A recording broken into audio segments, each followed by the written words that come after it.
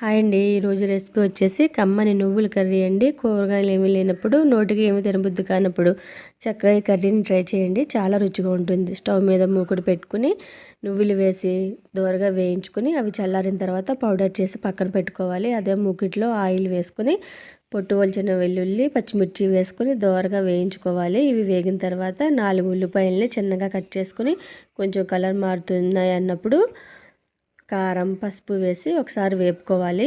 ఇవన్నీ వేగిన తర్వాత మనం పౌడర్ చేసుకున్న నువ్వుల పొడిని వేసుకొని దీన్ని కూడా ఒక 1 మినిట్ దోరగా వేయించుకోవాలి. ఇప్పుడు తగినన్ని వాటర్ వేసి కూరని దగ్గర పడే వరకు ఉడికించుకోవాలి.